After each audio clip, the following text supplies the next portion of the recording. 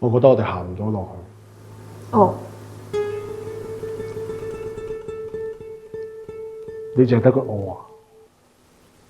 都唔係你想點啊？係你講分手嘅喎。唔係啊，你叫我點信啊？點解你可以咁冷靜嘅？咁一係今晚你揾酒店瞓咯，你揾到地方再搬啦。你叫我今晚走啊？都唔係你想點啫？我哋而家都搞成咁啦。喂，大佬啊，我哋7年啦，點解你可以咁對我嘅？你以前都對我幾好㗎，但係依家都唔同晒啦。喂，有乜嘢唔同啊？你要搬我陪你搬，你要去旅行我攞晒啲假陪你去旅行，你要睇 show 啊，啲飛幾難買我都買俾你，有乜嘢唔同啊？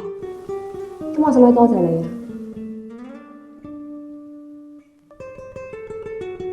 你係咪有咗第二個？係咪阿文啊？係咪佢啊？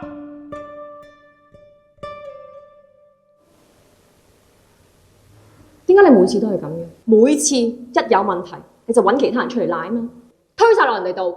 咁你答我，上個 weekend 你去咗邊？你答我得㗎啦。係啊，上個禮拜我係同阿文一齊啊，咁又點啊？咁又點啊？我行得正企得正，我同佢咩都冇發生過。行得正企得正，你唔話俾我聽，我係你邊個啊？依家我哋咩關係啫？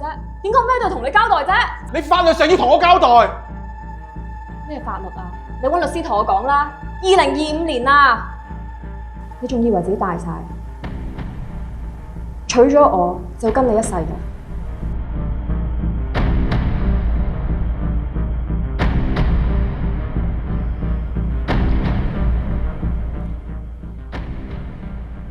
你唔好唔記得啊！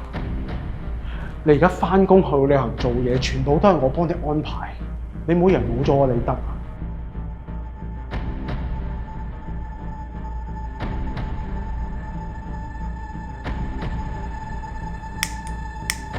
我就安分守己，又咁樣對我。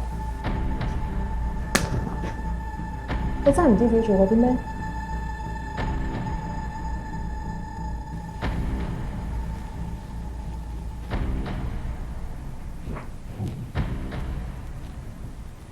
夠鐘啦，行唔行啊？